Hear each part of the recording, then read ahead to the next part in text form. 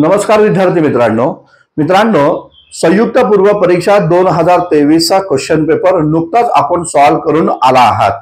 तर या question paper मध्ये इतिहास या विषयाचे आयोगाने जे प्रश्न विचारले होते त्या प्रश्नांची उत्तरं सांगण्यासाठी आणि त्या प्रश्नांचं विश्लेषण करण्यासाठी आजचं हे YouTube सेशन मी तुम्हा विद्यार्थी मित्रांसाठी करत आहे। या लेक्चरला सुरुवात करण्यापूर्वी मी खेद व्यक्त करेन, कारण आयोगाने दरवर्षी इतिहास या विषयावर 15 प्रश्न विचारलेले होते। मात्र यावर्षी मात्र आयोगाने इतिहास या विषयावर अन्याय केलेला आहे आणि या वर्षीच्या पेपरमध्ये केवळ 10च प्रश्न इतिहास या विषयावर विचारलेले आहेत। असं जरी असलं तरी लक्षात घ्या, 10 पैकी 10 मार्क मिळवणं या पेपरमध्ये फारसं अवघड या ठिकाणी नव्हतं।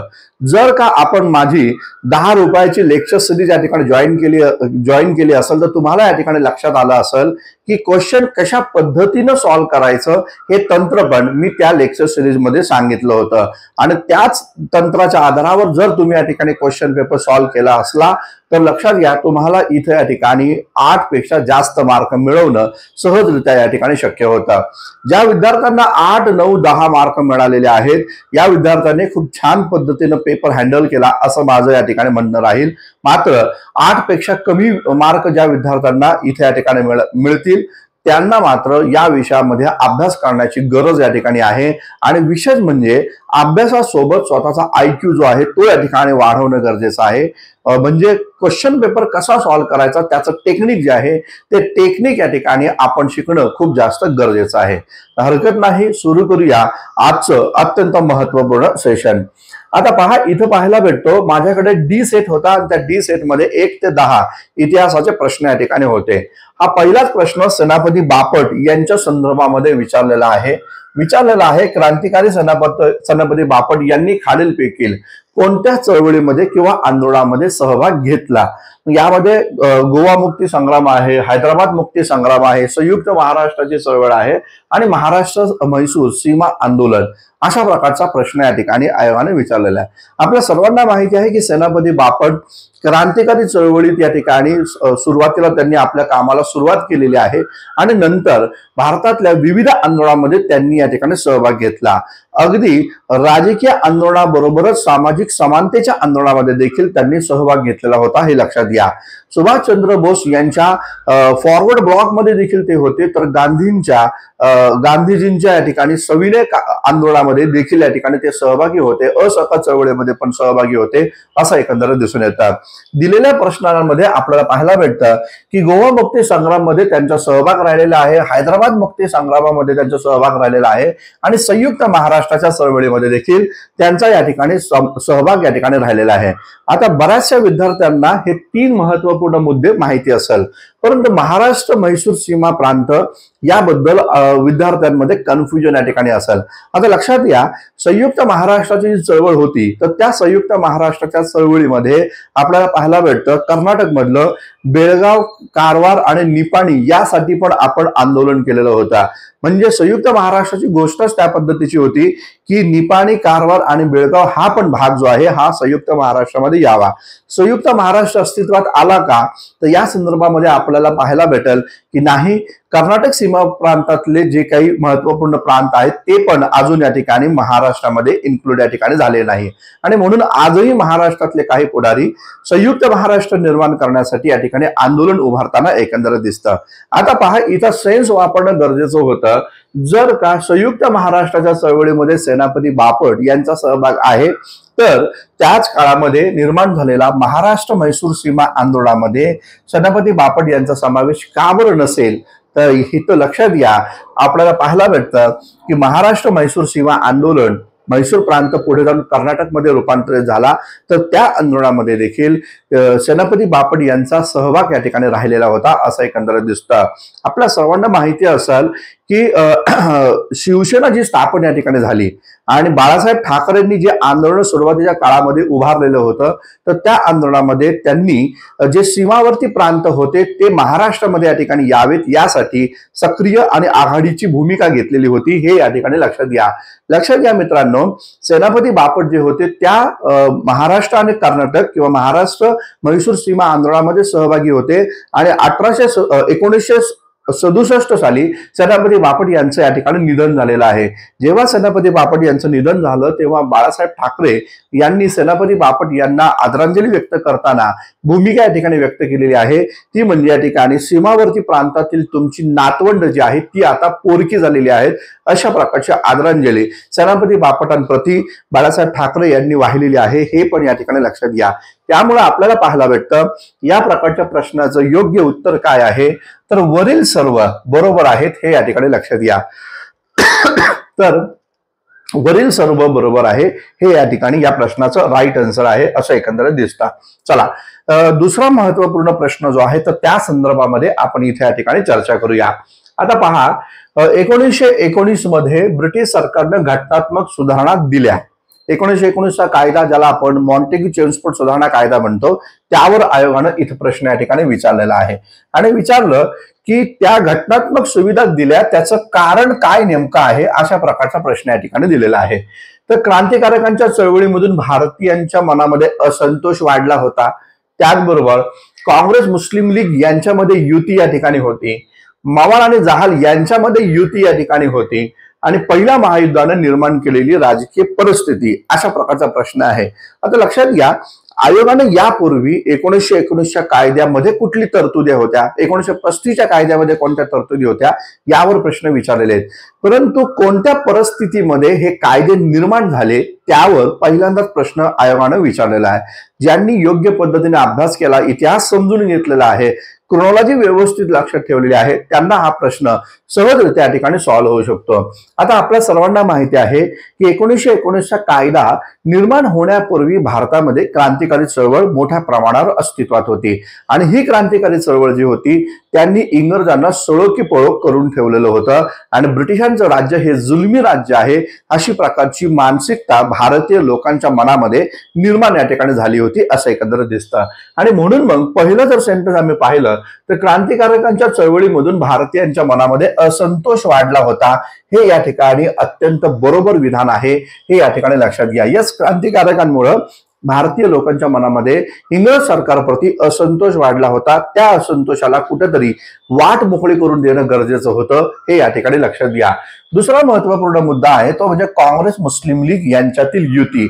आपल्या सर्वांना माहिती असेल, सन 1916ला लखनौ करार या ठिकाणी झाला आणि लखनौ करार जो होता तर त्या लखनौ करारामध्ये सर्वात महत्वपूर्ण मुद्दा असा होता की कधी नव्हे तर म्हणजे 1857च्या उठावानंतर पहिल्यांदाच भारतीय राष्ट्रीय काँग्रेस आणि त्याचबरोबर या ठिकाणी ऑल इंडिया मुस्लिम लीग यांच्यात युती झाली होती. हिंदू मुस्लिम यांचं ऐक्य या ठिकाणी झालं होतं.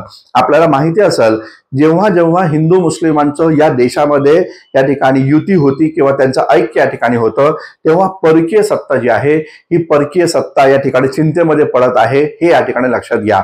आणि त्यामुळं पुन्हा एकदा लखनौ कराराच्या माध्यमातून हिंदू मुस्लिम यांच्यामध्ये ऐक्य या ठिकाणी झालं आणि त्यामुळं ब्रिटिश सरकारला असं वाटू लागलं की भारतामध्ये आता इंग्रजांच्या विरोधामध्ये एक मोठं ऐक्य निर्माण झालेलं आहे आणि त्यामुळं इंग्रजांना हा देश सोडून जावं लागते काय.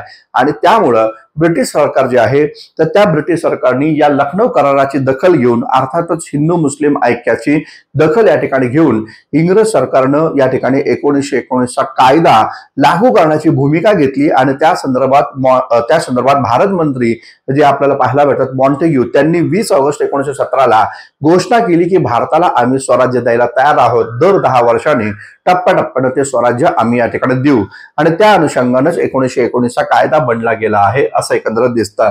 तर दुसरं पण विधान या ठिकाणी बरोबर आहे. काँग्रेस आणि मुस्लिम लीग यांच्या युतीमुळे ब्रिटिश सरकार भयभीत झालं होतं, हे या ठिकाणी लक्षात घ्या. तिसरा महत्वपूर्ण मुद्दा जो आहे तो म्हणजे जहाल आणि मवाळ यांच्यातील युती. लक्षात घ्या, ब्रिटिशांचं राजकारण हे कायम फोडा आणि राज्य करा या तत्वनीतीवर चाललेलं होतं. 1857च्या विद्रोहानंतर त्यांनी हिंदू आणि मुस्लिम यांच्यात जे ऐक्य होतं ते या ठिकाणी तोडलेलं आहे. त्यांच्यामध्ये फोडा आणि राज्य करा या रणनीतीच्या आधारावर फूट पाडलेली आहे. जसं काँग्रेस निर्माण झाली तर त्या काँग्रेसमध्ये पण 2 गट निर्माण झाले, जहालांचा आणि एक मवाळांचा गट, हे या ठिकाणी लक्षात घ्या. ब्रिटिश सरकार जे होते हे मवाळांच्या गटाला खूप जास्त या ठिकाणी जवळ करत होते आणि जहालांच्या गटाचा द्वेष या ठिकाणी करत होते, असं एकंदरीत या ठिकाणी दिसून येतं. पाहायला असं भेटतं 1907 ला सुरतच्या काँग्रेस अधिवेशनामध्ये जहाल आणि मवाळ यांच्यामध्ये या ठिकाणी काय पडलीये तर या ठिकाणी फूट पडली आणि ही फूट 1915 ला या ठिकाणी समाप्त झाली, कारण 1915च्या मुंबई प्रांतात झालेल्या काँग्रेसच्या अधिवेशनात मवाळांनी जहालांना पुन्हा या ठिकाणी काँग्रेसमध्ये प्रवेश या ठिकाणी करून दिला. आणि पाहायला असं भेटतं की लखनौच्या याच अधिवेशनात ज्याचे अध्यक्ष अंबिकाचरण मुजुमदार होते, त्या अधिवेशनात जसं हिंदू आणि मुस्लिमांच्या माध्यमातून या ठिकाणी युती पाहायला भेटली, तसं काँग्रेस अंतर्गत जहाल आणि मवाळ हे दोन्ही राजकीय पक्ष लखनौच्या अधिवेशनात एकत्र आलेले आहेत, असं एकंदरीत दिसून येतं. तर हा पण महत्वपूर्ण मुद्दा या ठिकाणी पाहायला भेटतं. पहिल्या महायुद्धानं निर्माण केलेली राजकीय परिस्थिती ही पण या ठिकाणी या सर्व गोष्टींना जबाबदार राहिलेली आहे, असं एकंदरीत दिसतं. आपल्या सर्वांना माहिती आहे मित्रांनो, 1914 ते 1918 या दरम्यान पहिलं जागतिक महायुद्ध या ठिकाणी झालं. तर या महायुद्धाच्या पार्श्वभूमीवर भारतीय लोकांनी विदेशामध्ये विविध प्रकारच्या क्रांतिकारी संघटना निर्माण केल्या होत्या, जसं की गदर आंदोलन असेल, जसं की या ठिकाणी कामागाटू मारू जहाज प्रकरण आहे. तर या संदर्भामध्ये पाहायला असं भेटतं अंजुमने मोहजबान ए वतन या नावाचं संघटन या ठिकाणी आहे. जर्मनीच्या परराष्ट्र विभागाच्या माध्यमातून Berlin committee for independence league या नावाचं संघटन या ठिकाणी पाहायला भेटतं. तर या महायुद्धाच्या पार्श्वभूमीवर भारतीय लोकांनी इंग्रजांच्या विरोधात असणाऱ्या लोकांकडनं देशाच्या स्वराज्यासाठी मदत घेतल्याचं एकंदरीत दिसतं. आपल्याला माहिती आहे होम रूल लीगची स्थापना केली होती टिळकांनी, आणि या संदर्भामध्ये पाहायला भेटतं लोकमान्य टिळकांनी फ्रेंच राष्ट्राध्यक्ष जे होते क्लिमेन्सो यांना मदत मागितली होती की आम्हाला स्वराज्य देण्यासाठी तुम्ही या ठिकाणी पाठिंबा द्या. आणि त्यामुळे जी परिस्थिती जागतिक स्तरावर निर्माण झाली होती त्या परिस्थितीतून मार्ग काढण्यासाठी मॉन्टेग्यूनं 20 ऑगस्ट 1917 घोषणा केली, भारताला दर 10 वर्षांनी टप्प्याटप्प्याने स्वराज्य देऊ. आणि त्या स्वराज्याचा पहिला टप्पा म्हणजे 1919 चा कायदा. आणि त्यामुळं घटनात्मक सुधारणा दिल्या, कारण या चारही घटना त्याला या ठिकाणी जबाबदार राहिलेल्या आहेत, असं एकंदरीत दिसतं. आणि त्यामुळे याचं प्राथमिकता पाहिलं तर याचं राईट आन्सर वरील सर्व बरोबर आहे हे या ठिकाणी लक्षात घ्या. पुढचा मुद्दा आपण या ठिकाणी पाहूया. पुढचा प्रश्न काय आहे तो इथं या ठिकाणी पाहून घेऊया. आता पहा, नारायण मेघाजी लोखंडे यांच्या संदर्भामध्ये प्रश्न आयोग नेहमीच कंबाईनच्या पेपरला या ठिकाणी विचारत असतो. आणि त्याचबरोबर त्यांची ही जी संघटना आहे ती म्हणजे बॉम्बे मिल हँड असोसिएशन. तर या संघटनेबद्दल नेहमी प्रश्न या ठिकाणी विचारले जातात. तर आता पहा, प्रश्न थोडासा वेगळ्या पद्धतीचा आलाय. हा जो प्रश्न आहे हा तुम्ही या ठिकाणी आपल्या कामगारांच्या नोट्स मध्ये पाहू शकता.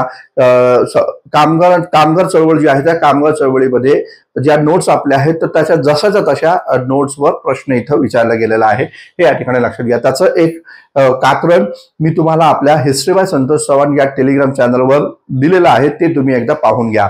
जरी ज्या विद्यार्थ्यांनी आपल्या नोट्स पाहिल्या नसतील किंवा आपले लेक्चर्स फॉलो केले नसतील त्या विद्यार्थ्यांना पण कॉमन सेन्स वापरून या प्रश्नाचं राईट उत्तर या ठिकाणी सहजरित्या सॉल्व्ह करता येऊ शकत होतं, हे पण लक्षात घ्या.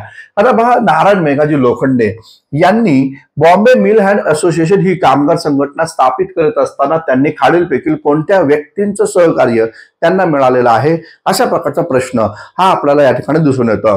आता दिलेल्या पर्यायामध्ये जर आपण व्यवस्थितरित्या पाहिलं तर लक्षात घ्या, मी वारंवार म्हणतो की प्रश्न सॉल्व्ह करण्याची एक टेक्निक आहे. त्या पर्यायामध्ये असे काही पर्याय असतात की हे तुम्हाला माहित असतं की हे याचं उत्तर नक्कीच नाही. असे काही पर्याय असतात की जे तुम्हाला ठामपणे सांगतात की नाही, या उत्तराशी किंवा या प्रकारच्या प्रश्नाशी या पर्यायाचा काही संबंध नाही. तर तशाच प्रकारचा हे प्रश्न आपल्याला या ठिकाणी दिसतो. इलिमिनेशन मेथडनुसार तुम्ही या प्रकारचा प्रश्न सहजरित्या सॉल्व्ह करू शकता. आता पहा, पहिलं दिले आहे केशवराव बागडे आणि केशवराव बोले. आता हे जे पर्याय आपल्याला दिसतात, मला सांगा, हे दोन महत्वपूर्ण ब्राह्मणेतर चळवळीचे पुढारी हे काही नारायण मेघाजी लोखंडे यांच्या काळाशी समरूप होते का? तर नक्कीच नाही. बॉम्बे मिल हँड असोसिएशन ही संघटना स्थापन झाली 1884 ला. नारायण मेघाजी लोखंडे जे आहे त्यांचं निधन झालेलं आहे साधारणतः 1898च्या दरम्यान. आता लक्षात घ्या, महात्मा फुल्यांच्या सत्यशोधक चळवळीमध्ये नारायण मेघाजी लोखंडे हे या ठिकाणी काम करत होते. ती एक पिढी समाप्त झाली आणि त्यानंतर दुसरी पिढी जन्माला आली, ज्या दुसऱ्या पिढीनं पाहायला असं भेटतं कामगार हितवर्धक सभा स्थापन केली 1909-10च्या दरम्यान. आणि त्यामुळं पाहायला भेटतं के बोले जे आहे तर ते केसी बोले जे आहे तर ते या ठिकाणी केसी बोले याच्याशी त्यांचा संबंध नाही. यांनी हरिश्चंद्र तालचेरकर आणि त्याचबरोबर भिवाजी नरे या तिघांनी मिळून कामगार हितवर्धक सभा स्थापन केली. तर केशवराव बागडे जे आहेत हे ब्राह्मणेतर चळवळीचे महत्वपूर्ण लीडर या ठिकाणी आपल्याला पाहायला भेटतात. जे ते जवळकरांचे सहकारी केशवराव बागडे होते. आणि त्यामुळं पर्याय हा तर बिलकुलच नाही हे आपलं लगेच या ठिकाणी आलं पाहिजे. मग दिलेल्या पर्यायामध्ये जिथं आहे ते आपलं उत्तर या ठिकाणी नक्कीच नाही, ते आपलं उत्तर या ठिकाणी 100% नाही. आता राहिला प्रश्न ब आणि ड, ब क आणि ड अशा प्रकारे. आता पहा क जर आपण इथं पाहिलं तर इथं आपल्याला दिसून येतं, मी मागे पण या ठिकाणी म्हटलं, जेव्हा अशा प्रकारची शक्यता निर्माण होती तेव्हा प्रॉबॅबिलिटी जास्त या ठिकाणी असते की तुम्ही या ठिकाणी मोठा पर्याय सॉल्व्ह करण्याची. त्यामुळे इथं पाहिलं तर या प्रश्नाचं राईट आन्सर ब क आणि ड हे या ठिकाणी आहे. रघु भिकाजी, गेनू बाबाजी, त्याचबरोबर नारायण सुरकाजी, विठ्ठलराव कोरेगावकर, कृष्णाजी अर्जुन केळुसकर, रामचंद्र शिंदे आणि नारायण पवार हे सगळे लोक या प्रकारे बॉम्बे मिल हँड असोसिएशनचे सदस्य होते. हे या ठिकाणी लक्षात घ्या. आपल्या नोट्स मधनं हा प्रश्न आलेला आहे, जसाच्या तसा या ठिकाणी हा नोट्स मधनं घेतलेला प्रश्न या ठिकाणी आहे. तर त्यामुळे या प्रश्नाचं जर राईट आन्सर आम्ही पाहिलं तर ब क आणि ड हे या ठिकाणी आहे, हे लक्षात घ्या. या प्रकारचा प्रश्न त्या पद्धतीनं जर सॉल्व्ह केला तर योग्य उत्तरापर्यंत सहजरित्या तुम्ही या ठिकाणी पोहोचू शकता. चलो, त्यानंतरचा नेक्स्ट क्वेश्चन आपण पाहूया. 4थ्या क्रमांकाचा प्रश्न आहे, तो काय आहे तो आपण इथे या ठिकाणी पाहूया. पहा, इथं पाहायला भेटतं की 1857च्या उठावात शिंदे व निजाम यांनी भाग घेतला असता तर उठाव यशस्वी झाला असता असा हा गव्हर्नर जनरल म्हणाला. तर शिंदे आणि निजामांच्या संदर्भामध्ये भूमिका कोणी या ठिकाणी व्यक्त केली. आता पहा, 1857चा विद्रोह लक्षात घ्या. शिंदे आणि निजाम या संदर्भामध्ये भूमिका व्यक्त केलेली आहे. आता पहा, काही असे पर्याय किंवा काही असे प्रश्न या ठिकाणी असतात जे बुद्धीच्या बळावर समजून या ठिकाणी घ्यायचं असतं. आपल्याला हे माहिती आहे, PYQच्या आपल्या बॅचमध्ये पण बऱ्याच वेळा मी या ठिकाणी सांगितलं तुम्हाला की काही असे संस्थान होते ज्या संस्थानांनी या ठिकाणी या 1857च्या विद्रोहामध्ये सहभाग घेतला नाही. त्यामध्ये काश्मीर संस्थान होतं, हैदराबादचं संस्थान होतं, जुनागड संस्थान होतं. आपलं इथलं महाराष्ट्रामध्ये जर आम्ही पाहिलं तर या ठिकाणी शिंदे जे आहे तर ते या ठिकाणी आपल्याला पाहायला भेटतात. तर नागपूरच्या संस्थानामधल्या ज्या बांकाबाई होत्या त्यांनी सहभाग घेतला नव्हता. तर असे भरपूर संस्थानं होती ज्यांनी 1857च्या विद्रोहामध्ये सहभाग घेतला नाही. आता या प्रकारचा प्रश्न सॉल्व्ह कसा करायचा, याला वेगळं काय मेथड लावायची गरज आहे का, तर बिलकुल नाही. आपल्याला हे माहिती आहे मित्रांनो, 1857चा विद्रोह जेव्हा भारतामध्ये या ठिकाणी झाला तेव्हा गव्हर्नर जनरल कोण होता हे लक्षात घ्या. तर लॉर्ड कॅनिंग हा गव्हर्नर जनरल त्यावेळेस होता, हे आपल्या सर्वांना माहिती आहे.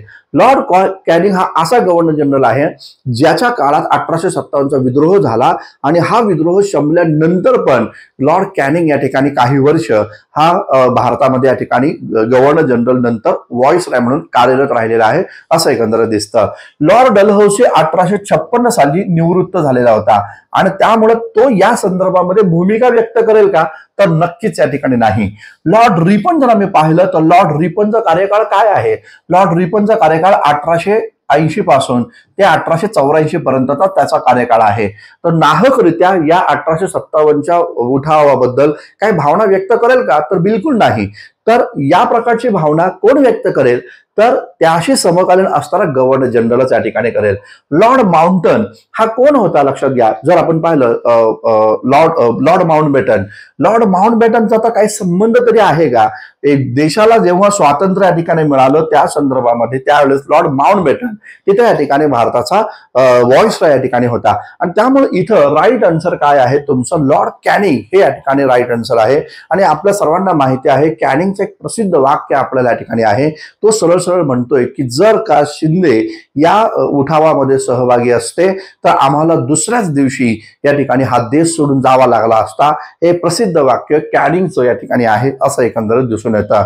तर याचं राईट आन्सर लॉर्ड कॅनिंग आहे, ना की रिपन, डलहौसी आणि त्याचबरोबर माउंटबॅटन. म्हणजे सेन्स जर जागृत तुम्ही ठेवला तर तुम्हाला या प्रकारचे प्रश्न सहजरित्या या ठिकाणी सॉल्व्ह करता येऊ शकतात. लक्षात घ्या. चलो नेक्स्ट क्वेश्चन आपण या ठिकाणी पाहूया. त्यानंतरचा प्रश्न महत्वपूर्ण प्रश्न, समाज सुधारकांवर एकच प्रश्न या ठिकाणी आयोगाने विचारला, तो म्हणजे सार्वजनिक काका यांच्या संदर्भामध्ये. आता पहा काय प्रश्न आहे की यांनी स्वदेशी चळवळीचा श्री गणेशा करून खादीचा पोशाख घालून 1877 मधील दिल्ली दरबार जो आहे, दिल्ली दरबार, तर त्या दिल्ली दरबारामध्ये हजेरी या ठिकाणी लावली. तर कोणी लावली? सार्वजनिक काका ग.वा. जोशी जे आहे, तर त्या सार्वजनिक काका ग.वा. जोशी यांनी ती हजेरी लावली आहे. पहिल्यांदा मी सांगितलं तुम्हाला की या सार्वजनिक काका ही ती व्यक्ती आहे ज्यांनी सर्वप्रथम स्वदेशीचा पुरस्कार या भारतामध्ये या ठिकाणी केला आणि त्यासाठी त्यांनी विविध प्रकारच्या संस्था देखील या ठिकाणी स्थापन केल्या. स्वदेशी लवाद संस्था देखील त्यांनी या ठिकाणी उभी केलेली आहे आणि त्याचबरोबर स्वदेशी व्यापार उत्तेजक मंडळी ही देखील त्यांनी स्थापन केली. ही ती व्यक्ती आहे जे दिल्ली दरबारामध्ये सहभागी होतात, खादीचा वस्त्र प्रदान करून ते तिथे जातात आणि तिथे इंग्रज सरकारला पत्र देतात आणि ते भूमिका या ठिकाणी व्यक्त करतात. या ठिकाणी जर का या देशाचा विकास तुम्हाला करायचा असेल तर लंडनची संसद ही भारतामध्ये आणा अथवा भारतीय लोकांना लंडनच्या संसदेमध्ये सहभागी या ठिकाणी करून द्या. या प्रकारची भूमिका घेणारे सार्वजनिक काका ग.वा. जोशी या ठिकाणी आहे असं एकंदरीत दिसतं, ज्यांनी पुन्हा सार्वजनिक सभा 1870 ला स्थापन केलेली आहे. या ठिकाणी लक्षात घ्या. तर महात्मा फुले जेव्हा ड्यूक ऑफ कॅनॉट पुण्यामध्ये आला होता तेव्हा शेतकऱ्याचा वेश परिधान करून महात्मा फुले पुण्यामध्ये त्याच्या समोर या ठिकाणी गेले होते असं एकंदरीत दिसतं. तर ड्यूक ऑफ कॅनॉट समोर गेलेले आहेत महात्मा फुले. तर दिल्लीमध्ये या ठिकाणी महाराष्ट्रातनं गेलेली व्यक्ती ती म्हणजे सार्वजनिक काका ग.वा. जोशी, गणेश वासुदेव जोशी असं एकंदरीत पाहायला भेटतं. तर हा प्रश्न आपण पाहिला या प्रकारचा. त्यानंतर 6वा प्रश्न जो आहे, नेहमी मी तुम्हाला सांगत असतो त्या ठिकाणी काँग्रेसचे अधिवेशन करत जावा, कारण काँग्रेसच्या अधिवेशनावर आयोग या ठिकाणी नेहमी प्रश्न या ठिकाणी विचारत असतो. लक्षात घ्या.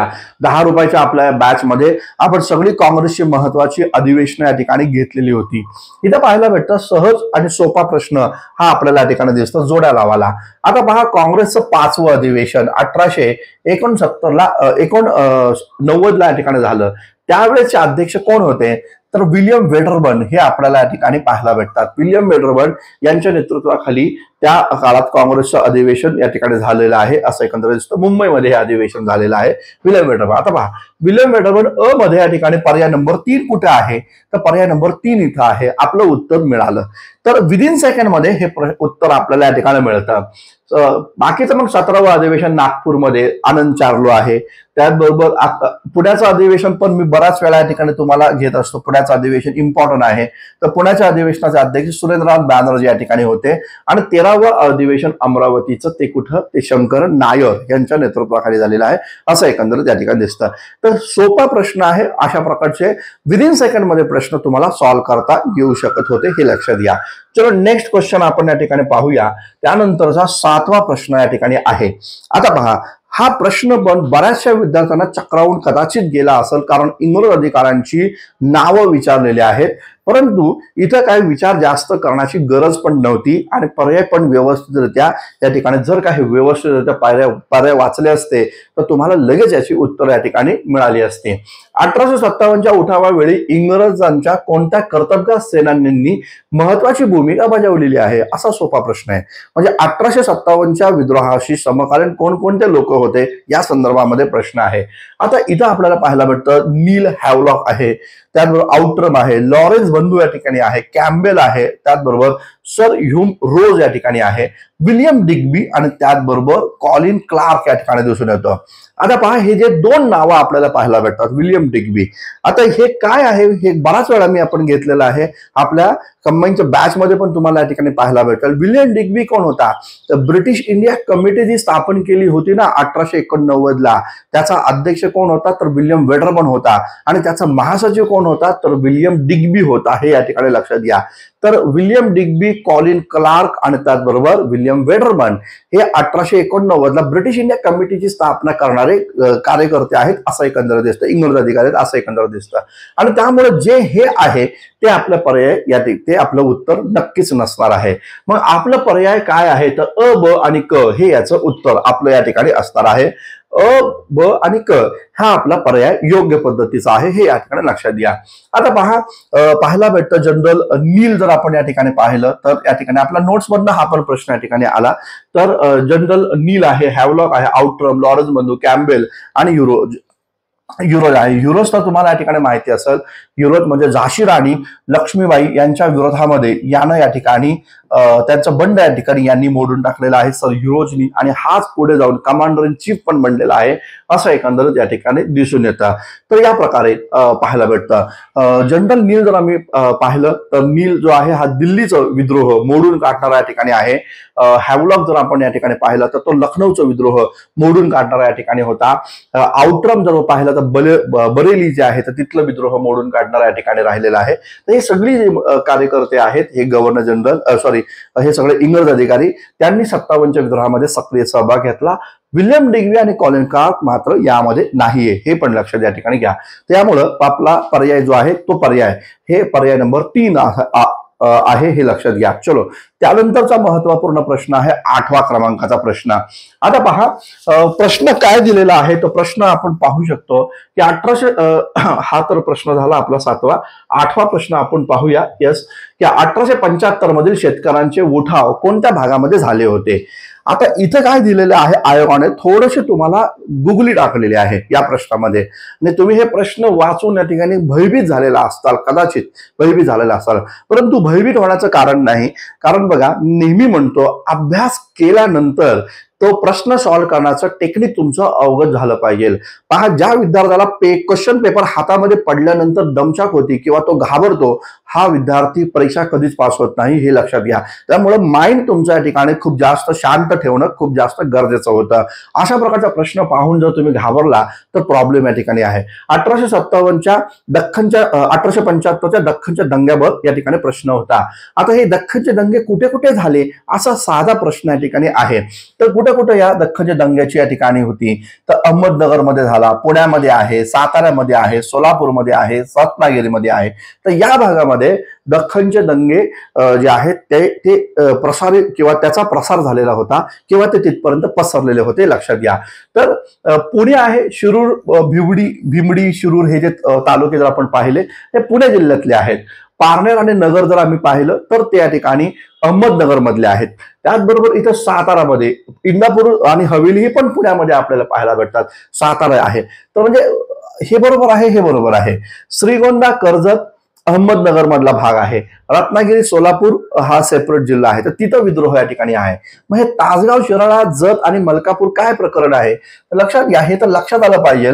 तासगाव, शिराळा आणि जत हे सांगली जिल्ह्यातले तालुके आहेत ना, सांगलीमधले. तर सांगलीमध्ये 1875च्या दख्खनचे दंगे तिथं त्याचा काही प्रभाव पडला होता का तर नक्कीच नाही. मलकापूर जर आम्ही पाहिला तर हा विदर्भातल्या भागात, बुलढाणा मला वाटतं, तर त्या भागामध्ये आपल्याला या ठिकाणी दिसतं. तर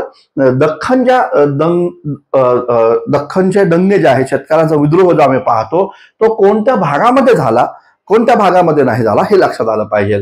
त्याचं उत्तर काय, अ, ब आणि ड हे याचं राईट आन्सर आपल्याला दिसून येतं. तर तासगाव, शिराळा, तासगाव माहिती असेल आपल्याला, शिराळा माहिती आहे, जत माहिती आहे, तर ते सांगलीमध्ये होते हे लक्षात घ्या. तर अ, ब आणि ड शेतकऱ्यांच्या विद्रोहामध्ये आपण हे सगळे मुद्दे या ठिकाणी पाहिलेले आहेत, लक्षात असू द्या. पुढे आपण या ठिकाणी पाहूया त्यानंतरचा महत्वपूर्ण 9वा प्रश्न आपल्याला या ठिकाणी पाहायला भेटतो. आता पहा, व्यवस्थित पहा. या प्रश्नामध्ये पण बऱ्याचशा विद्यार्थ्यांची थोडंसं कन्फ्युजन झालं असेल, पण कन्फ्युजन करण्याचं बिलकुल विषयच या ठिकाणी नव्हता.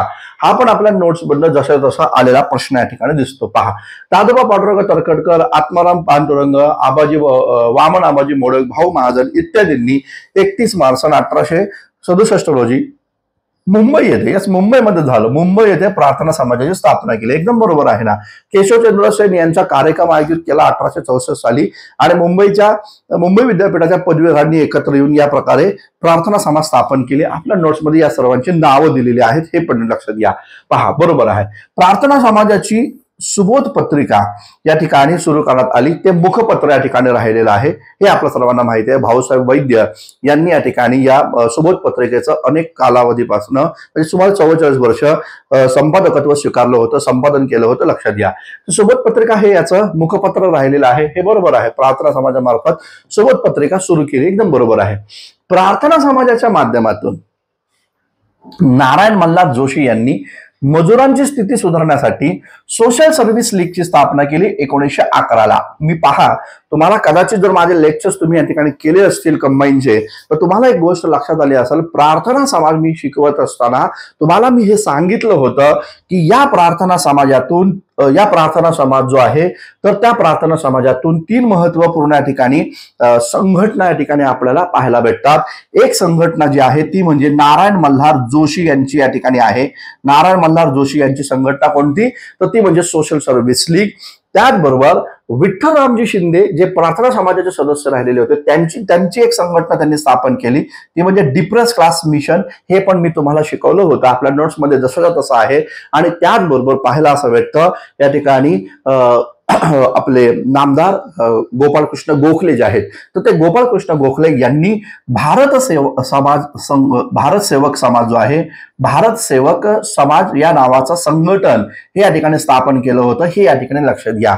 तर प्रार्थना समाजाशी संबंधित असणाऱ्या लोकांनी पुढे जाऊन या प्रकारच्या social service league, depress class mission आणि भारत सेवक समाज स्थापन केलेला आहे, असं एकंदरीत दिसून येतं. तर तिसरं बरोबर आहे का? यस, तिसरं पण या ठिकाणी बरोबर आहे.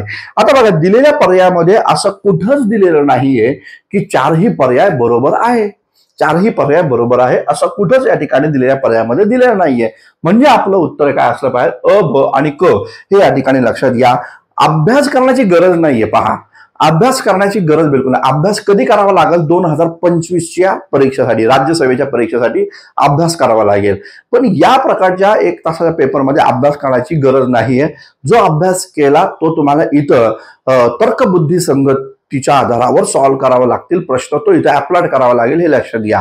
आणि त्यामुळं या प्रकारचा प्रश्न आपण इथं सहजरित्या या ठिकाणी सॉल्व्ह करू शकतो. 9वा प्रश्न, 9 प्रश्नांपर्यंत, 10 पैकी 9 प्रश्नांपर्यंत कुठंच आपल्याला असं जाणवलं का रे की आपल्याला या प्रश्नामध्ये एकही पर्याय माहीत नाही, असं कुठंच या ठिकाणी जाणवलं नाही. त्यामुळे हा प्रश्न, हा क्वेश्चन पेपर हा सोपा क्वेश्चन पेपर आहे. हिस्ट्रीच्या संदर्भामध्ये मी म्हणेल फारसं काही कठीण यामध्ये या ठिकाणी नव्हतं, हे लक्षात घ्या. हा जर आयोगाने 15 प्रश्न दिले असते ना, तर तुम्हाला हिस्ट्रीमध्ये 15 मधले किमान 13 किंवा 14 मार्क मिळालेच या ठिकाणी असते, लक्षात घ्या. परंतु या हिस्ट्रीवर 10 प्रश्न विचारल्यामुळे 5 प्रश्नांचं तुमचं स्वतःचं नुकसान या ठिकाणी झालेलं आहे. आशा आहे की आयोग पुन्हा असं काही कधी करणार नाही, कारण प्रत्येक विषयाला समान पद्धतीनं न्याय या ठिकाणी दिला गेला पाहिजे होता, हे लक्षात घ्या. हिस्ट्रीवर वारंवार अन्याय केला जातो. कधी कधी हिस्ट्रीचे प्रश्न चुकवले जातात, त्याची सेकंड आन्सर की मध्ये ते प्रश्न रद्द होतात, त्यामुळे पण विद्यार्थ्यांचं नुकसान या ठिकाणी होतं. आयोगाने इथं असा एकही प्रश्न ठेवला नाही की ज्याच्यामध्ये तुम्हाला शंका घेण्याची गरज या ठिकाणी आहे, डाऊट घेण्याची गरज आहे. हिंदू महासभेच्या संदर्भातील पुढीलपैकी कोणते विधान बरोबर आहे? सांप्रदायिकवाद जो आहे किंवा सांप्रदायिकता या संदर्भात आयोग नेहमी मुस्लिम लीगवर प्रश्न विचारत होते. आता आयोग या ठिकाणी हिंदूंच्या संघटना ज्या आहेत त्या संदर्भामध्ये प्रश्न या ठिकाणी विचारत आहेत. आता पहा, इथं काय प्रश्न आहे, तर 9 एप्रिल सन 1915 रोजी हरिद्वार जो आहे, तर हरिद्वारलाच या ठिकाणी हिंदू महासभेची स्थापना झाली 1915ला, बरोबर आहे. तर हरिद्वार येथे कासिम बाजारचे महाराज सर मच्छिंद्र चंद्र नंदी यांनी हिंदू महासभेची स्थापना केल्याचं घोषणा केली, बरोबर आहे का? बरोबर आहे, हे बरोबर आहे. तर या संदर्भामध्ये नो डाऊट. तर हरिद्वारमध्ये हिंदू महासभेची स्थापना झाली. पंडित मदन मोहन मालवीय पण त्यामध्ये होते, हे लक्षात घ्या. त्यांचं नाव नाही दिलं, तर इथं कासिम बाजारचे महाराजांचं नाव दिलेलं आहे, हरकत नाही, विधान बरोबर आहे. हिंदू महासभेचे अध्यक्ष या ठिकाणी बॅरिस्टर B.S. मुंजे होते. लक्षात घ्या, हिंदू महासभेशी संबंधित असणारी लोकांची नावं आपल्या लेक्चर मधनं आपण वारंवार बऱ्याच वेळा या ठिकाणी घेतलेली आहे. जसं की विदा सावरकर आहे, जसं की हेगडेवार या ठिकाणी आहे, जसं की सावरकर आहे, बॅरिस्टर B.S. मुंजे आहे, बॅरिस्टर M.R. जयकर आहे, मुकुंदराव जयकर ज्यांना आपण म्हणू शकतो, ते या ठिकाणी आपल्याला पाहायला भेटतात. गोळवणकर गुरुजी या ठिकाणी आहे. अशा खूप सारे लोक ज्यांच्या संदर्भामध्ये आपण या ठिकाणी आपल्या लेक्चरमध्ये सातत्याने बोललेलं आहे. तर हिंदू महासभेचे अध्यक्ष बॅरिस्टर B.S. मुंजे होते का? होते. होते ते 1927ला जेव्हा पटनामध्ये हिंदू महासभेचं अधिवेशन झालं त्यावेळेस ते अध्यक्ष या ठिकाणी होते. डॉक्टर मंजय हेगडेवार आणि डॉक्टर परांजपे यांनी या ठिकाणी नागपूरला 11 नोव्हेंबर 1923 रोजी हिंदू महासभेची शाखा सुरू केली. विधान बरोबर आहे का? येस, हे पण बरोबर आहे. तर नागपूरला 1923 साली या प्रकारे हिंदू महासभेची शाखा या ठिकाणी सुरू करण्यात आली आणि पुढे आपल्याला पाहायला भेटतं 1924 सालीच नागपूरमध्येच राष्ट्रीय स्वयंसेवक संघ हा हेगडेवारांच्या माध्यमातून स्थापन झालेला आहे. हे पण या ठिकाणी बरोबर आहे. पुढे पाहायला भेटतं की 28, 29, 30 डिसेंबर 1938ला हिंदू महासभेचं भव्य अधिवेशन पुणे येथे पार पडलं. तर इथं आयोगानं थोडंसं तुम्हाला त्रास द्यायचं काम केलेलं आहे. तर हे अधिवेशन पुण्यामध्ये नाही झालं, तर हे अधिवेशन नागपूरमध्ये या ठिकाणी झालेलं होतं. नागपूरमध्ये शाखा 23ला आहे आणि त्याचबरोबर शाखा भव्य अधिवेशन जे आहे ते नागपूरमध्ये झालेलं आहे, पुण्यामध्ये नाही. आपल्या सर्वांना माहिती आहे RSS हेडक्वार्टर पण या ठिकाणी नागपूरमध्ये आहे. नागपूरमधनं सारे सूत्र, देशभराचे सूत्र या ठिकाणी हलवली जातात आणि अशा प्रकारे 1938ला नागपूरमध्ये हे अधिवेशन झालं. या अधिवेशनाचे अध्यक्ष किंवा या अधिवेशनामध्ये पाहायला असं वाटतं विलास सावरकर जे आहे हे 38 पासून हिंदू महासभा सभेचे प्रमुख या ठिकाणी बनतात आणि तिथून मग ते या ठिकाणी हिंदू महासभेचं तत्वनीती योजना या संदर्भात काम करतात असं एकंदरीत दिसतं. तर इथं आपण पाहिलं तर या प्रश्नाचं राईट आन्सर आपल्याला या ठिकाणी पाहायला भेटतं. अ, ब आणि क हे या ठिकाणी याचं राईट आन्सर या ठिकाणी आहे, हे लक्षात घ्या.